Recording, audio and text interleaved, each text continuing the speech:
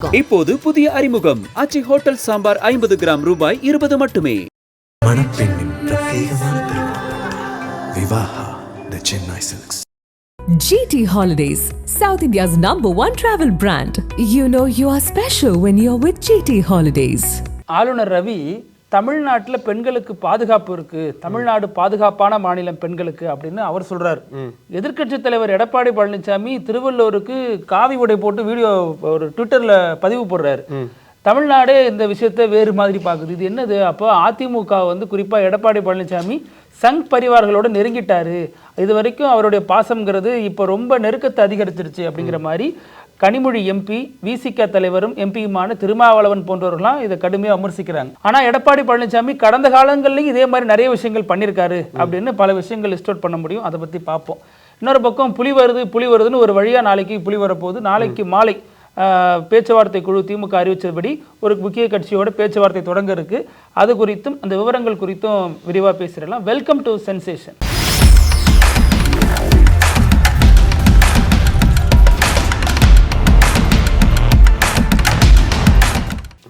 வணக்கம் அழகு. ஒரு வழியா காங்கிரஸ் எதுக்காக வருத்தப்பட்டே இருந்தாங்களோ, காங்கிரஸ் என்ன குறைய சொல்லிட்டே இருந்தாங்களோ திமுக மீது, அதை திமுக தலைமை சொன்னதை போலவே பட்ஜெட் கூட்டத்தொடர் முடிஞ்சதுக்கு அப்புறம் அந்த பேச்சுவார்த்தை குழு என்பது இன்னைக்கு ஒரு வழியா போட்டாங்க. சொல்றீங்களா? இல்ல இப்போ வருத்தம் இருக்கும். இதுக்கு மேல தானே என்ன மாதிரி தொகுதிகள் கொடுக்க போறாங்க, அவ்வளவுதான். ஆமா, ஆனா வருத்தத்திலே தான் இருக்காங்க.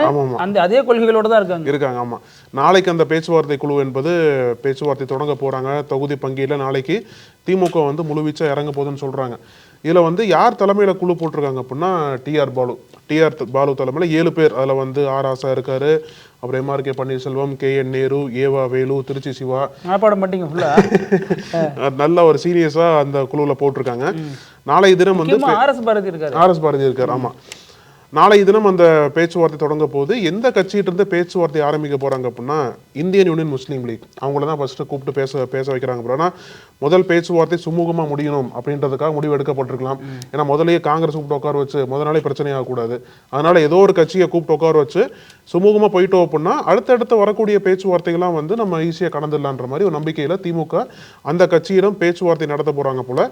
நாளைக்கு முடிச்சதுக்கு அப்புறம் இன்னும் வேற சிறு கட்சிகள்ல இருப்பாங்கல்ல, அவங்க எல்லாம் பேச்சுவார்த்தை முடிச்சு அவங்கள்ட்ட எல்லாம் நம்பர்ஸ் ஃபைனலைஸ் பண்ணதுக்கு அப்புறம் தான் இந்த மாதிரி காங்கிரஸோட பேச்சுவார்த்தை பண்ண வருவாங்க. பேச்சுவார்த்தை குழுதான் அமைச்சிருக்காங்க. எடுத்தோடனே காங்கிரஸோட பேச மாட்டாங்க போல. மேபி இந்த மாசம் கடைசி ஆயிடும் காங்கிரஸோட பேச. அவங்க புரோட்டோகால், அவங்க ப்ரொசீஜர் படி தான் வராங்க. நீங்க எவ்வளவு வேணாலும் பிரச்சனையாக்குங்க, ஆனா நாங்க முடிவு பண்ணபடி இந்த தேதியில தான் வைப்போம். அவங்க திமுகவினுடைய பாரம்பரியமே பெரும்பாலும் அவங்களோட பேச்சுவார்த்தை குழு தொடங்குறது முதல் கட்சியா IUML தான் இருக்கும். இந்திய யூனியன் முஸ்லீம் லீக்கோட தான் முதல் கட்ட பேச்சுவார்த்தையை அவங்க ஆரம்பிப்பாங்க. அது கலைஞர் காலத்திலேயே அந்த பழக்கம் இருந்துச்சு. இப்போ இவங்களும் அதான் பண்றாங்கன்னு வச்சுங்களேன். ஆல்ரெடி போன இதுல 3 இடங்கள் நின்று ஒரு இடத்துல ஜெயிச்சாங்களா, ஒரு MLA வாங்கியிருக்காங்க. அது மாதிரி நவாஸ் கனி ஒருத்தர் இருக்கார். அப்போ அந்த அடிப்படையில் இந்த முறை 5 தொகுதிகள் கேட்போம் அப்படின்னு IUML தலைவர் காதர் மொஹிதீன் சொல்றாரு. ஆனா திமுக 3 விட 4 அல்லது 3 அந்த ரேஞ்சு தான் பாக்குறாங்க. அது தொடர்பான பேச்சுவார்த்தை நாளை மாலை நடக்கும்னு சொல்றாங்க.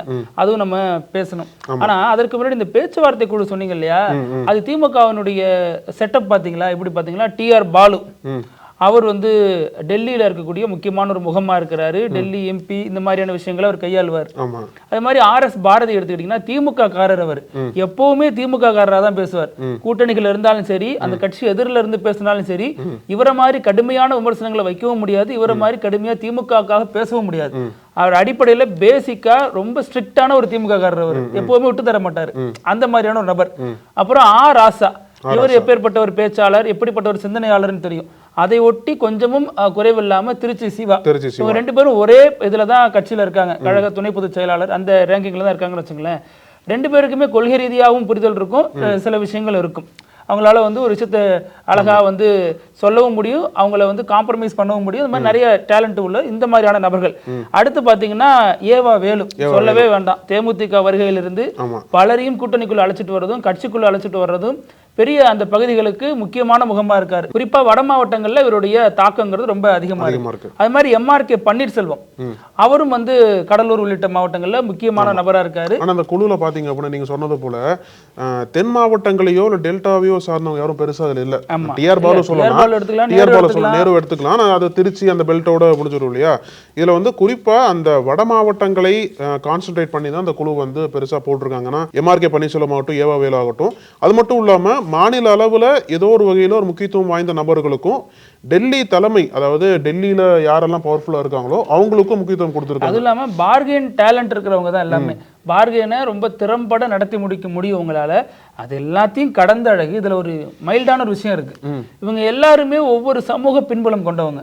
அவங்களால அதே சமூகம் சார்ந்த கட்சி வந்தாலோ அவங்களுக்கு ரொம்ப ஈஸியா இருக்கும் ஹேண்டில் பண்றதுக்கு, சில விஷயங்கள் சொல்லி புரிய வைக்கிறதுக்குன்னு. இதுல வந்து MBC சமூகங்கள் இருக்கு, தலித் சமூகத்தை சார்ந்தவங்க இருக்காங்க, BC சமூகத்தை சார்ந்தவங்க இருக்காங்கன்னு அனைத்து சமூகத்தினரையும் கலந்து இந்த குழுவை போட்டிருக்காங்க. இதன் மூலமாக திமுக எல்லார்ட்டையும் எளிதான ஒரு பேச்சுவார்த்தை நடந்துரும் அப்படின்னு நம்புது. ஆனா கட்சிகள் வந்து அதை பார்க்கணும். ஏன்னா கொள்கை ரீதியான தலைவர்களும் இதுல இருக்காங்க, சமூகம் சார்ந்த தலைவர்களும் இருக்காங்க. அந்த மாதிரியான விஷயங்கள் இதுல இருக்கு. எல்லாத்தையும் உள்ளடக்கி ஒரு கதம்ப குழு, அதுதான் அதை சொல்லணும், அப்படிதான் அமைச்சிருக்காங்க. அதனால வந்து அந்த பேச்சுவார்த்தை என்பது எப்படி போக போகுதுன்னு தெரியல. இல்ல குறிப்பா வந்து திமுக டார்கெட் என்ன பண்ணா, நீங்க சொன்னது முக்கியமான பாயிண்ட். ஏன்னா அனைத்து சமுதாயத்தை உள்ளடக்கிய ஒரு குழு அப்படின்னா எல்லா கட்சிகள் இடத்துல பேசுறதுக்கு சுலபமா இருக்கும். ஏன்னா அந்தந்த சமூகத்தை சார்ந்தவங்க வந்து கட்சியில கொஞ்சம் இலகுவா பேசினாங்க அப்படின்னா அவங்களுக்குள்ள ஒரு நல்ல ஒரு நட்பு ஏற்படுறதுக்கு வாய்ப்பு இருக்கும். ஏற்கனவே திமுக கூட்டணிகளும் பெரிய விரிசல்லாம் இல்லை, அந்த காங்கிரஸ் மட்டும் தான் பிரச்சனை பண்ணிட்டு இருந்தாங்க. இதுல என்னன்னா திமுக என்ன பிளான் பண்றாங்க அப்படின்னா 176 180, அதாவது 160 மொத்தமா திமுக நிக்கணும். மீதி இருக்கக்கூடிய அந்த 16 தொகுதிகள், அந்த 20 தொகுதிகள் வந்து கூட்டணி கட்சி வேட்பாளர்கள் தான். ஆனா அவங்களும் உதயசூரியன் 170 பிளஸ் இந்த தடவை குறைஞ்சு நிக்கிறது எப்படி? அவங்க 200 வெல்லணுங்கிறாங்க. அப்புறம் எப்படி இதை? ஆனா இதுல வந்து திமுகவை கொஞ்சம் சாக்ரிஃபைஸ் பண்ணி தான் ஆகணும்ன்ற மாதிரி குரல்கள் கேட்குது. ஆனா போன தடவோட இந்த வாட்டி கூட்டணிக்குள்ள கட்சிகள் கொஞ்சம் அதிகம். ஏன்னா இப்ப தேமுதிக வந்திருக்காங்க, மக்கள் நீதி மையம் வந்திருக்காங்க. அது மட்டும் இல்லாம எல்லா கட்சிகளுக்கும் சமமா பிரித்து கொடுக்க தேவை எழுந்திருக்கு. காங்கிரஸ் கூட கேட்கறாங்க. அதெல்லாமே வந்து பார்க்கும்போது அதான் அந்த நம்பர்ஸ் வந்து குறைச்சாலுமே பாக்கி இருக்கக்கூடிய நம்பர்ஸ்ல உதயசூரியன் சின்னத்துல திமுக வந்து கூட்டணி கட்சி வேட்பாளர்களை போட்டி போட வைப்பாங்கன்ற மாதிரி தான் பேச்சுவார்த்தை போயிட்டு இருக்கு போல. அதனாலதான் வந்து அந்த ஒரு இதை வந்து கூட்டணி கட்சி தலைவர்கள் ஒத்துக்குவாங்க அப்படின்ற மாதிரி சொல்லப்படுது. ஆனால் வரக்கூடிய நாட்கள்ல நாளை அந்த முதற்கட்ட பேச்சுவார்த்தை முடிஞ்சதுக்கு அப்புறம் வரக்கூடிய நாட்கள்ல அடுத்தடுத்த கட்சிகள் இடத்துல அந்த பேச்சுவார்த்தை சுமூகமா முடியுன்ற மாதிரி சொல்றாங்க. காங்கிரஸ் தான் கொஞ்சம் இதுவா போயிட்டு இருக்கு. 30 கேட்கறதா 40 கேட்கறதா, இல்ல திமுக தரப்பு வந்து 25 கேளுங்களேன். என்ன திமுக தரப்பு வந்து 25 முடிச்சுக்கலாமான்ற மாதிரி ஒரு இது அவங்க நிக்கிறாங்க. 28 தான் திமுக பேசிருக்கு அப்படிங்கறத நமக்கு வர தகவலா இருக்கு. கடந்த முறை 25 கொடுத்தோம், அந்த முறை 28. இந்த புள்ளியில இருந்து பேர ஆரம்பிப்பாங்க திமுக. ஆனா காங்கிரஸ் வந்து 35 நமக்கு வரணுங்கிறதா காங்கிரஸினுடைய ஆசையா இருக்கு. ஆனாலும் கடந்த கால கசப்புகள் எல்லாம் மறந்து அவங்க எப்படி பேசுவாங்க அப்படிங்கிறதும் ஒரு எதிர்பார்ப்பா தான் இருக்குன்னு வச்சுங்களேன். இதுல நீங்க சொன்னீங்க திமுக கூட்டணியில ஒன்றும் பெரிய சலசலப்பு இல்லை காங்கிரஸை தாண்டி அப்படின்னீங்க. ஆனா இந்த பேச்சுவார்த்தை நடக்க ஆரம்பிக்கிறப்பதான் அந்த சலசலப்பு என்னன்னு தெரியும். ஏன்னா ஒரு ரவுண்டு போவாங்க, ஒத்து வர மாட்டாங்க, அடுத்த ரவுண்டு போவாங்க, மறுபடியும் அடுத்த ரவுண்டு. அது எல்லா தேர்தலும் நடக்கிறது தான். ஆனா இருந்தாலும் இந்த வாட்டி கொஞ்சம் அந்த பேச்சுவார்த்தை முன்னாடியே சலசலப்பு வந்ததுனால அதுல கொஞ்சம் கூடுதல் கவனம் பெற்றது. இல்ல அதையும் தாண்டி திமுகவை சார்ந்தவர்களே வந்து அறிவாலயத்துக்கு முன்னாடி பேட்டி தருது நீங்க பாப்பீங்க. ஏன்னா கடந்த முறை எல்லாம் நான் வந்து மனைவியோட தாலி அடமானம் வச்சுலாம் வேலை பார்த்த கட்சிக்காக, ஆனா எனக்கு சீட்டு தரல அப்படின்னு பெரிய பிரச்சனை எல்லாம் பண்ணுவாங்க. எல்லா கட்சியிலும் இது நடக்கும், திமுகவும் நடக்கும்னு வச்சுங்களேன். இப்ப இதுல சமீபத்திய வரவா மதிமுக தான் நான் பாக்குறேன். என்னன்னா இப்போ மதிமுக வந்து சில தினங்களுக்கு முன்படி மதிமுக பொதுச் செயலாளர் வைகோ ஒரு மேடையில் பேசுறப்ப ஒன்று சொன்னார். அதாவது மதிமுக தனிச்சின்னத்தில் தான் நிற்கும் அப்படின்னு உறுதிப்பட சொன்னார். அப்போ அதன் மூலமாக மதிமுகவுக்கு மட்டும் உதயசூரியன் சின்னத்தை கடந்த முறை மாதிரி ஒதுக்கிட முடியாது அப்படின்னு ஒரு செக் பாயிண்ட்டை வைகோ வைக்கிறார்.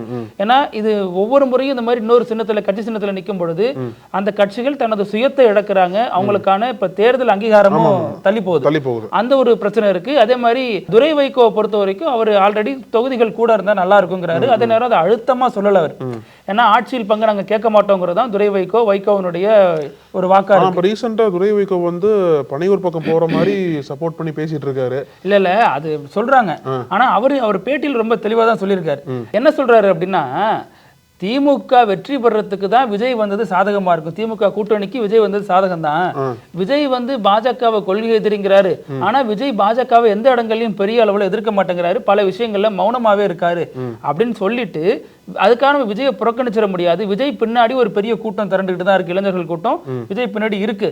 விஜய்க்கு 15% வாக்கு வரதுக்கான வாய்ப்புகள் இருக்கு அப்படின்னு சொல்றாரு. அந்த இடம் தான் இப்ப திமுக கூட்டணியில ஒரு சலசலப்பை ஏற்படுத்துது. அது எப்படி அவருக்கு 15% வரும் அப்படின்னு சொல்றப்பதான் அவரும் சொல்றாரு, இல்ல விஜய் மீது சில சந்தேகங்களும் இருக்குங்கிறத வச்சுட்டு தான் அதை சொல்றாரு அவர். ஏன்னா அவர் நிதர்சனத்தை சொல்றங்கிற பேர்ல அதெல்லாம் சொல்றாரு. ஆனா இன்னைக்கு களத்துல இருக்கிற பிரச்சனைகள் அடிப்படையில் மதிமுகவும் வேற ஏதோ சிந்தனையில இருக்கும். ஏன்னா தேமுதிக உள்ள வருதுங்கிறப்ப மதிமுகவுக்கு ஒரு எட்டிக்காயா இருக்கா அப்படிங்கிற பேச்செல்லாம் எழுந்தப்பதான் வைகோ சொல்றாரு, தேமுதிக உள்ள வந்தது எங்களுக்கு தித்திப்பான ஒரு செய்தி, ரொம்ப சந்தோஷமா இருக்கு தேமுதிக வந்தது, அணி இன்னும் வலுப்பெறுகிறது அப்படிங்கிறது வைகோனுடைய ஸ்டேட்மெண்டா இருக்கு. என்ன இதுல பிரச்சனை வரும்னா கூடுதல் தொகுதிகள் தான். ஏன்னா மதிமுக மாதிரி ஒரு நல்ல தோடன் திமுகவுக்கு கிடைக்கிறது சிரமம். கடந்த காலங்களில் நிறைய விதமான கசப்புகள் இருந்தாலும் கூட்டணிக்கு வந்ததுக்கு பிறகு வைகோ வந்து எங்கேயுமே திமுக விட்டு தரல. அது மாதிரி நிறைய விஷயங்கள் தொடர்ந்து பேசிட்டு வர்றாரு. நான் வந்து கலைஞர்கிட்ட சொன்னேன், வந்து திராவிட இயக்கத்தை நான் பாத்துக்கிறேன் அப்படிங்கிற மாதிரி. அதே மாதிரி ஸ்டாலினுக்கும் சொல்றேன், உயிர் இருக்கிற வரைக்கும் ஸ்டாலினுக்கு நான் ஆதரவா நிற்பேன் அப்படின்னு நிறைய முறை வந்து பேசியிருக்காரு. அது மட்டும் இல்லாம பாஜகவுக்கு தொடர்ந்து எதிராகத்தான் வைகோ பேசிக்கிட்டே வராரு. இன்னும் சொல்ல போனா காங்கிரஸ் கூட எதிராக பேசியிருக்காரு. அப்போ திமுக கூட்டணியில தான் இருக்கணுங்கிறது அவங்களுடைய நிலைப்பாடா இருக்கு. ஆனா எங்கேயுமே வந்து ஒரு ஃபோர்ஸ் பண்ணல, கூட்டணியில ஆட்சி வேணும், எங்களுக்கு வந்து இந்த கூட்டணி ஆட்சி கொடுங்க அல்லது அதிகாரத்துல பங்கு கொடுங்கிறது நாங்க கேட்கவே மாட்டோம் அப்படின்னு அவரும் சொல்லிட்டாரு, துரை வைகோவும் சொல்லிட்டாரு. ஓகே, இப்ப அடுத்த பிரச்சனை என்ன அப்படின்னா, அந்த எம்பில ஒரு எம்பி சீட்டு எங்க தலைவருக்கு தாங்க, பார்லிமெண்ட் டைகர் எங்க தலைவர் அப்படிங்கிறது மதிமுகவினுடைய ஒரு எதிர்பார்ப்பா இருக்கு. அதற்கு வைகோ கிட்டே கேள்வி கேட்கிறப்ப வைகோ என்ன சொல்றாருன்னா, எம்பி சீட்டு வேணும்னு சொல்லல, எம்பி சீட்டு எனக்கு வேணாம்னு சொல்லல, திமுக தலைமை முடிவெடுக்கும், நான் வந்து கழுவுற மீன்ல நழுவுற மீனா இருப்பேன் அப்படிங்கிற மாதிரி அந்த கேள்விக்கு பதில் சொல்ற மாதிரி அதை சொல்லி முடிச்சிருக்காரு. சோ வைகோ எம்பி சீட்டுக்கு விரும்புகிறார் அப்படின்னும், வைகோ தனிச்சின்னத்தில் நிக்க போறார் அப்படிங்கிறதும், வைகோவுக்கு 8 தொகுதிகளுக்கு மேல தேவைப்படுது கட்சி அங்கீகாரம் பெற அப்படிங்கிறதுனா, இப்ப வைகோவை சுத்தியும் மதிமுகவை சுத்தியும் ஒரு பிரச்சனையை கிளப்பி இருக்கு. அதுதான் வாத பொருளா மாறிட்டு இருக்கு. அந்த தனிச்சின்னம் என்பது அவங்களுக்கு இருக்கக்கூடிய ஒரு நம்பிக்கை, ஒரு பலமான விஷயம் தான். ஏன்னா துரை வைகோ தனிச்சின்னத்திலிருந்து ஜெயிச்சிட்டார் முதல் முறையா எம்பி தேர்தல். அதனால அந்த நம்பிக்கையை கூட அவங்க பேசின தனிச்சின்னத்தை கொடுங்க அப்படின்ட்டு. ரெண்டாவது நீங்க சொன்னது போல கூட 4 சீட் வருது, போன வாட்டி தான் எனக்கு நீங்க கொடுக்காம கமலை கொடுத்துட்டீங்க, இந்த வாட்டியாச்சும் கொடுங்கன்ற மாதிரி கூட. ஆமாம், அப்பயே வந்து அதுக்காண்டி அதிகமா சட்டமன்ற தொகுதிகள் கொடுங்கன்னு சொல்லிட்டு மதிமுக கேட்க ஆரம்பிச்சாங்க. டீலா இருக்கு. ஆனா அவங்களுக்கும் வந்து இது இருக்கும்ல, நாங்க வந்து எலெக்ஷன் கமிஷனால அங்கீகரிக்கப்பட்ட கட்சியா மாறணும் அப்படின்னா குறிப்பிட்ட தொகுதிகளை போட்டி போட்டு அங்க வாக்கு வங்கி வந்து வலுவாச்சுன்னா அந்த அங்கீகாரம் கிடைக்கும். சீமான் 8% பெற்றுட்டாரு, திருமாவளவன் கூட்டணியில இருந்துகிட்டே 8% பெற்றுட்டாரு. அப்போ 93லயே ஆரம்பிக்கப்பட்ட மதிமுக மட்டும் ஏன் இன்னும் அப்படியே இருக்கணும் அப்படிங்கிறது தொண்டர்களுடைய விருப்பமா இருக்கு. இதுல இன்னொரு பக்கம் திராவிட வெற்றி கழகம் அவரும் வந்து பேச்சுவார்த்தை நடத்திருக்காரு. மல்லை சத்தியாவும் திமுகவோட நெருக்கமாக இருக்கிறார்ங்கிற மாதிரியான தகவல்களும் கசிய விடப்பகுது. அதாவது ஸ்டாலினுடைய பிறந்த நாளுக்கு அவருக்கு அனுமதி கொடுக்கப்பட்டிருக்கு, புக்கை எல்லாம் கொடுக்க, வாழ்த்து சொல்ல அப்படிங்கிற தகவலும் வருது. அது எந்த அளவுக்கு உண்மை அப்படிங்கறது நம்ம கொஞ்சம் வெயிட் பண்ணி பார்த்தா தெரியும். ஆமா, இதுல இன்னொரு பக்கம் காங்கிரஸ் அந்த பஞ்சாயத்து இருக்கு இல்லையா, முதல்ல உட்கட்சியில பல கோஷ்டி போஸ்டர்கள் போயிட்டு இருந்தது. இப்போ உண்மையிலேயே வந்து காங்கிரஸ் கட்சி உடைய போதா, சதற போதா, இன்னொரு புதிய ஒரு கட்சி ஆரம்பிக்க போறாங்களான்னு சொல்லிட்டு சத்தியமூர்த்தி பவனியும் தாண்டி தமிழகம் முழுக்க பேசு பொருளா மாறி இருக்கு. ஏன்னா காங்கிரஸ்ல எப்பவுமே வந்து 2 தரப்பினர் வந்து 2 தரப்பினர் இல்லை 200 தரப்பினர் சொல்லலாம், அந்த அளவுக்கு விரிசல் இருக்கும். ஆனா இப்போ பர்டிகுலரா தேர்தல் பத்தி பேசும்போது ஒரு சில தரப்பினர் தாவைக்கோட போகணுன்ற மாதிரி சொல்றாங்க. இன்னும் சில சீனியர்ஸ் எல்லாமே வந்து தாவைக்கோட, சீனியர்ஸுக்கு தெரியும் அரசியல் வந்து எப்படி ஒர்க் அவுட் ஆகும்னு தெரியும். அதனால அவங்க என்ன சொல்றாங்க அப்படின்னா, தாவைக்கா வேண்டாம் திமுக உடைய போகலான்னு சொல்லிட்டு குறிப்பாக செல்லப்பெருந்தையில் ஆரம்பிச்சு ப. சிதம்பரம் வரைக்கும் திமுகவோட தான் போகணும்னு சொல்லிட்டு அங்கே லாபி பண்ணிட்டு இருக்காங்க. அதான் வந்து பிளஸ் சிட்டிங் எம்எல்ஏ எல்லாருக்கும் திமுகவோட போறதா விருப்பம். அதான் அந்த ஒரு விருப்பத்தோட இந்த பகுதியினர் பயணம் பண்ணிருக்காங்க. ஆனால் அதுக்கு எதிராகவே காங்கிரஸ் கட்சிக்குள்ள திமுக வேண்டாம் தாவைக்கோட போகணும்னு சொல்லிட்டு இன்னொரு தரப்பினர் நிற்கிறாங்க. இதில் என்னன்னா, இப்போ இந்த திமுக சப்போர்ட் பண்ற ஆட்கள் இருக்காங்க இல்லையா, அவங்க ஒருவேளை காங்கிரஸ் தலைமை முடிவு திமுக வேண்டாம் அப்படின்னு சொல்லிட்டு வெளியே வந்தாலும் இவங்க டக்குன்னு திமுக பக்கம் மாறுறதுக்கு வாய்ப்பு இருக்குன்ற மாதிரி சொல்றாங்க. ஏன்னா இது பல எம்பிக்களே வந்து திமுக பக்கம் நிற்கிறதுக்கு, திமுக பக்கம் சேர்றதுக்கு வாய்ப்புகள் அதிகமாக இருக்குது காங்கிரஸ் கட்சியிலிருந்து. ஒருவேளை அந்த கூட்டணி உடைச்சிட்டாங்க அப்படின்னா காங்கிரஸ் கட்சிக்கு மேலும் ஒரு பலவீனமா முடியுன்ற மாதிரி பல தரப்புல பேசப்பட்டது. நம்ம முன்னாடியே சொன்னோம் சென்சேஷன்ல ஒரு கேசி வேணுகோபால் வந்தப்ப நள்ளிரவுல விஜய் சந்திக்கிறதுக்கான ஏற்பாடுகள், அது கார் மாறி மாறி போனதை அப்படிங்கெல்லாம் சொல்லியிருந்தோம். இப்போ அதோட அடுத்த கட்டமா ப. சிதம்பரம் இருக்கார் இல்லையா, அவர் திமுகவோட ரொம்ப நெருக்கமான தலைவர், திமுக அவருக்கு நிறைய செஞ்சிருக்கு, திமுகவுக்கு அவர் நிறைய செஞ்சிருக்காரு மாதிரி அது ஒரு புரிதல், ஒரு அண்டர்ஸ்டாண்டிங் இருக்கு உங்களுக்குள்ள. கலைஞர் காலம் தொட்டு அப்படிதான். அவரோட பர்சனல் ஒரு பாலிடிக்ஸும் எடுத்துக்கலாம். நான் அவரோட பையனுக்கான எதிர்காலம் நல்லா இருக்கணும் அப்படின்னா திமுக பயணம் பண்ணாதான் இருக்குன்ற மாதிரியும் பேசுறாங்க. அதையும் தாண்டி அந்த திமுக காங்கிரஸ் பாண்டிங் வந்து தொடர்ந்து வெற்றிகரமா போயிட்டு இருக்கனால அந்த திமுக கூட்டணி வெளியில வர வேண்டாம், திமுக கூட்டணி தான் இருக்கணும்ன்ற மாதிரி அவர் பேசிட்டு வர்றாரு. அதையும் அவர் அப்படி பேசுறாரு. அவர் பையன் வந்து விஜய் கூட போகணும்னு விரும்புறதாக சில தகவல். அதாவது அவர் வந்து அருண்ராஜோட சந்திச்சு பேச்சுவார்த்தையெல்லாம் நடத்தி அவரு தாங்க இப்போ தனி கட்சி ஆரம்பின்னு சொல்லிட்டு இருக்காரு கார்த்தி சிதம்பரம். அதையும் சேர்த்து தான் சொல்றாங்க. இப்போ கார்த்தி சிதம்பரம் வந்து தனி கட்சி தொடங்குற திட்டத்துல இருக்கிறாரா அப்படிங்கிறாங்க. ஆனா அவர் ரொம்ப பெரிய இன்டெலெக்சுவலா தன்னை காட்டிப்பாரு, நிறைய விஷயங்கள் பேசுவார். தேர்தல் பிரச்சாரங்கள்ல அவர் பேச்சுகள் மட்டுமே தனியா எடுத்து வெட்டப்பட்டு அது வந்து வைரல் செய்யப்படும். திமுகவினர் அதை பெரிய அளவில் கொண்டாடுவாங்க. அப்போ சப்போர்ட் எங்கே இருக்குன்னு அவருக்கு தெரிஞ்சிருக்கும். அவர் போயிட்டு விஜய் கட்சியில் சேர்றாரு, பேசுகிறார் அப்படிங்கிறது எந்த வகையில் நம்புறதுன்னு எனக்கு தெரியல. அதே நேரம் நம்பாமலும் இருக்க முடியல. இவர் திமுக மீதான விமர்சனங்களையும் முன்வைக்கக்கூடிய நபராக தான் இருக்காரு. எலெக்ஷன் நெருங்க திமுகவை கொஞ்சம் அங்கங்க பாராட்ட ஆரம்பிச்சிருக்காரு. நீங்க அதையும் கொஞ்சம் கன்சிடர் பண்ணணும். அது ஏன்னா அந்த சிவகங்கை சுத்தி இருக்கக்கூடிய அந்த தொகுதியில வந்து காங்கிரஸ் மீது குறிப்பா கார்த்தி சிதம்பரம் மீது அதிருப்தி நிறைய இருக்கு திமுக காரங்களுக்கு. ஒவ்வொரு முறையுமே இருக்கும். ஆமா, ஏன்னா ஒவ்வொரு தேர்தல் வரும்போதும் திமுக தலைமை வந்து இந்த தொகுதியை காங்கிரஸ் கொடுத்துறாங்க. ஆள வந்து ப சிதம்பரத்தோட நிக்க முடியாது. ஆமா, அதனால வந்து இந்த தொகுதி வந்து காங்கிரஸ் கொடுத்துறாங்கன்னு சொல்லிட்டு திமுக தலைமை திமுக நிர்வாகிகள் அதிருப்தியில் இருந்தாங்க. இப்ப அந்த அதிருப்தி வந்து கொஞ்சம் அதிகமா இருக்கு. அதனாலதான் வந்து கார்த்தி சிதம்பரம் இப்படி பேசலாம். இன்னொரு பக்கம் காரைக்குடி இன்னைக்கு ஒரு பெரிய பேச பொருள மாதிரி இருக்கு. என்ன காரணம்னு கேட்டா மீண்டும் சீமானை வந்து நிக்க போறதா இன்னைக்கு வந்து அறிவிச்சிருக்காரு. காரைக்குடியில சீமான் நிக்க போறதா சொல்றாங்க. இன்னைக்கு திருச்சி மாநாடு பாத்தீங்களா, அங்க வந்து ஆமா அது தொடர்ந்து தனித்து போட்டி போடுறாங்க. இன்னைக்கும் அந்த கொள்கையோட எல்லா தொகுதிகளுக்கும் வேட்பாளர்கள் வந்து நாம் தமிழர் வந்து அறிவிச்சிருக்காங்க. நாம் தமிழர் மீது எல்லாருக்கும் 1000 விமர்சனங்கள் இருக்கலாம். ஆனா இது வரைக்கும் தனித்தே போட்டிடுறாங்க. பெண்களுக்கு பாதி இடங்கள் 234 பாதி இடங்கள் பெண்கள் கொடுத்துட்றாங்க. திருநங்கைகளுக்கு வாய்ப்பு அளிக்கிறாங்க. முன்கூட்டியே வேட்பாளர்களை அறிவிச்சு களத்தில் இறங்கிட்டாங்கிற மாதிரி நிறைய பாசிட்டிவ் நோட்டும் இது நாம் தமிழருக்கு இருக்கு. ஆனா அவங்களுக்கு பெரிய பிரதான எதிரியா இந்த களத்துல இருக்க போறது திமுக கிடையாது, விஜய் கட்சி தான் அப்படிங்கிறது தான் களத்துல அவங்க எதிர்கொள்ற பிரச்சனையா இருக்கு. சோ அதை எப்படி எதிர்கொள்ள போறாங்க அப்படிங்கிறது தான் சிக்கலா இருக்கு. ஏன்னா ஏற்கனவே 8% வாக்கு வங்கி வச்சிருக்காங்க அப்படின்னா இந்த தேர்தலில் அவங்க வந்து சஸ்டெயின் பண்ணி ஆகணும். அந்த வாக்கு வங்கியை திரும்பி அவங்க அதை அப்படி நிலைநிறுத்தி வச்சுக்கணும். அதற்கான வாய்ப்பு அமையுமா அப்படிங்கிறது. ஏன்னா 4 முனை போட்டியில சீமான் தான் இன்னொரு முனையா இருக்காரு. திமுக, அதிமுக, விஜய், சீமான் இப்படின்னு 4 முனை போட்டி தான் போயிட்டு இருக்குன்னு வச்சுங்களேன். ஆனாலும் சீமான் வந்து எப்பவுமே முன்கை எடுக்கிறாரு. இந்த முறை கூட பாஜக பல முறை சீமானுங்களோட வாங்கன்னு சொல்லியுமே ஒரு போல. சரி, இதெல்லாம் இருக்கட்டும். இன்னைக்கு என்ன பெரிய அளவில் பேசு பொருள் பிரதானமா சோசியல் மீடியாவில் விவாதிக்கப்படுது அப்படின்னா எடப்பாடி பழனிசாமி போட்ட ஒரு பதிவு. அந்த தாய்மொழி தினத்துக்காக வாழ்த்து சொல்றேன் பேர் வழின்னு வாழ்த்து போட்டிருக்காரு. ஆனா அதுல வந்து வள்ளுவருக்கு காவி உடை போட்டார். நான் கூட நல்லா பார்த்தேன், இது ஆளுநர் ட்வீட்டா எடப்பாடி பழனிசாமி ட்வீட்டான்னு. எடப்பாடி அட்மின் போட்டு போறோம். எல்லாத்துக்குமே அட்மின் தான் போடுறாங்கன்னு வச்சுங்களேன். எல்லா பதிவுகளுக்கும் எல்லா தலைவர்களுக்கும் அட்மின் தான் போடுறாங்க. இவங்க சும்மா மேற்பார்வை பார்த்துப்பாங்க, மொபைல்ல பார்த்துப்பாங்க, அவ்வளவுதான். ஆனா அந்த அட்மின் வந்து எடப்பாடி பழனிசாமியோட மனநிலை புரியாத ஒருத்தரா அல்லது இப்படி போட்டா சர்ச்சையாகுன்னு தெரியாத ஒருத்தரா இப்படி ஒரு போட்டு தலைவரை மாட்டி விடுறாருன்னா அப்போ அவர் யாருடைய ஆள் அப்படிங்கிறதும் கேள்வியா தானே வருது. அது மட்டும் இல்லாம இது வந்து எடப்பாடி பழனிசாமி முதல் முறையா பண்ணல. ஆல்ரெடி 2019 அவர் முதல்வராக இருந்த காலகட்டத்திலேயே ஒரு முறை வந்து மும்மொழி கொள்கை பிரச்சனை வந்து ரொம்ப தீவிரமா போயிட்டு இருந்துச்சு.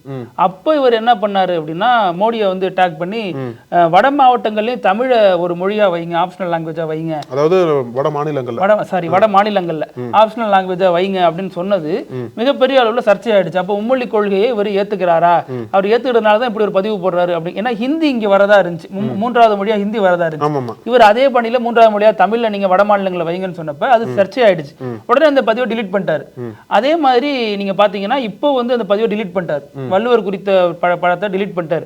ஏங்க ஆளுநரே தமிழகம் வந்து பெண்களுக்கு பாதுகாப்பான மாநிலம் அப்படின்னு சொல்றாரு. முன்னாடி அதே ஆளுநர் சென்னையில வந்து பெண்களுக்கு பாதுகாப்பு இல்லாத நகரமா இருக்கு. தமிழ்நாடுல இருக்கும்போது ஒரு பேச்சு, தமிழ்நாடு வெளில ஒரு பேச்சு, வெளில போயிட்டாரு பேச்சு.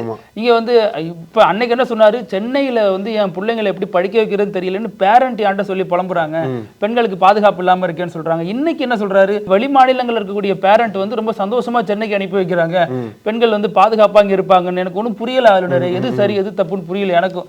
சரி, எடப்பாடி பழனிசாமி பொறுத்த வரைக்கும் இப்படி ஒரு பதிவு போட்டாரு, இது எப்படி போடலான்ட்டு எம்பி கனிமொழி, விசிக தலைவர் திருமாவளவன்ல விமர்சிக்க தொடங்கி இருக்காங்க. இவங்க வந்து சங் பரிவாராவே ஒரு மாறிட்டாரு, இது வந்து அதிமுகவும் அதிமுக தொண்டர்கள் நிர்வாகிகளும் ரொம்ப பாதுகாப்பா இருக்க வேண்டிய. எனக்கு என்ன டவுட்னா, அந்த அதிமுகவோட ஐடி விங்கும் பிஜேபி ஐடி விங்கும் ஒண்ணு கூட்டணி போட்டாங்க போல, ஒரே போஸ்டர் வச்சு தொடர்ந்து இதுக்கு முன்னாடி பண்ணாங்க இல்லையா, காப்பி பேஸ்ட் பண்ணாங்கல ஒரே மாதிரி. எனக்கு நம்ம ஐடி விங்னு தோணல, எடப்பாடியோட அட்மினோ பாஜகவோட அட்மினோ அந்த ஐடி விங் அட்மினோ ஒரே அட்மின் இருந்தாலும் முன்னாள் மாநிலத்தில் அட்மினோ ஒரே ஆள் தான் இருக்கலாம். ஒரே மாதிரியான போஸ்ட் போட்டு நீங்க சொன்ன சர்ச்சையெல்லாம் அந்த காப்பி பேஸ்ட்லாம் பண்ணாங்க. ஒரே ட்வீட் தான்.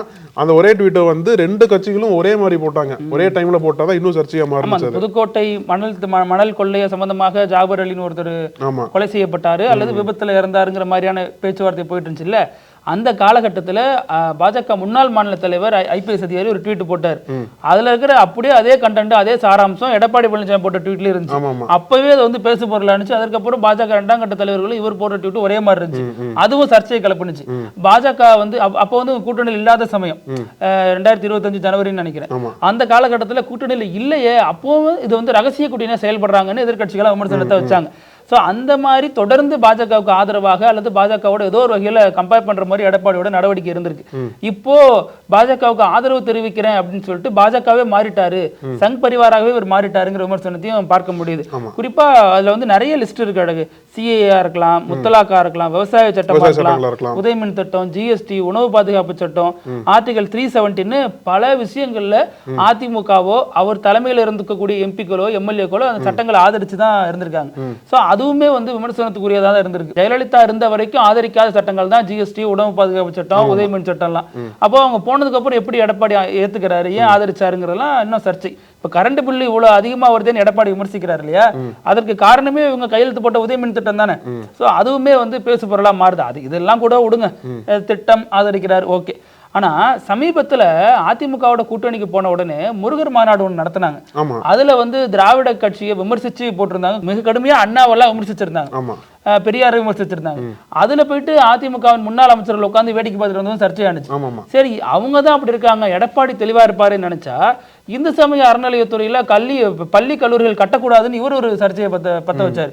அப்போ இவர் வந்து அப்பவே சொன்னாங்க, ஏன் பாஜகவே மாறி பேசுறாரு, கூட்டணி வேற கொள்கை வேறன்னு தானே சொல்றாரு, ஆனா கொள்கைக்கும் ஒத்து போயிடுது அப்படிங்கிற விமர்சனத்தெல்லாம் வச்சாங்க. இந்த விமர்சனமே என்ன அப்படின்னா, எடப்பாடி பழனிசாமி தலைமையில அதிமுக வளருதோ இல்லையோ பாஜக தமிழ்நாட்டுல செம்மையா வளர்ந்துட்டு இருக்காங்க.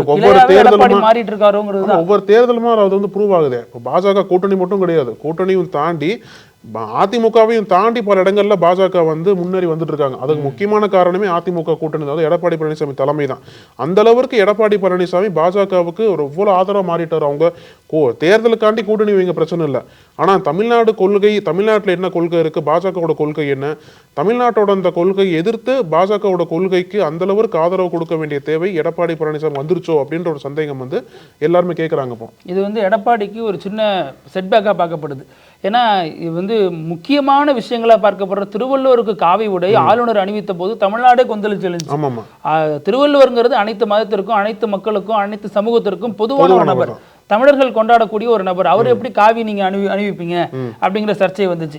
அதே மாதிரிதான் மற்ற விஷயங்களுக்கும், இப்போ வந்து மும்மொழி கொள்கையா இருக்கலாம், மற்ற விஷயங்களுக்கும் வருது. அப்போ தெரியாம போட்டுட்டு டிலீட் பண்ணிக்கிறதுங்கிறது ஒரு அரசியல் தலைவருக்கு அழகா, அல்லது அதுக்கான விளக்கம் கொடுக்கணும் இல்லையா. நான் போடல, அட்மிட் போட்டாருன்னு எஸ் ராஜா மாதிரி சொல்லியிருக்கணும். அதுவும் அவர் சொல்லல.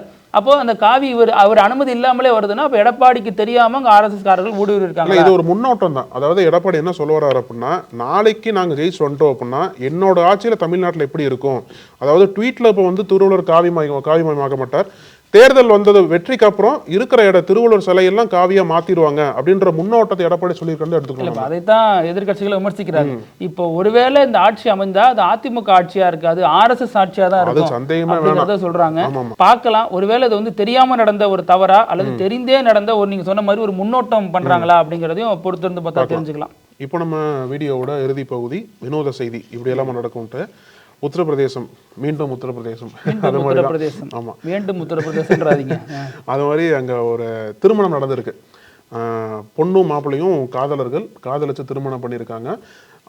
திருமணம் நல்லபடியா நடந்துட்டு இருக்கிற டைம்ல அதுவே பெரிய சாதனையாச்சு. அதுவே வினோதம் தானே. உத்தரப்பிரதேசத்துல காதலிச்சு திருமணம் பண்றதோட பெரிய வினோதமான செய்தி என்ன இருக்கு? ஆமா, அந்த டைம்ல என்ன ஆயிடுச்சு அப்படின்னா, மணமகள் வீட்டார் அவங்க வளர்க்கக்கூடிய ஒரு நாய் வந்து மண்டபத்துக்கு கூட்டு போயிருக்காங்க போல் இருக்கு.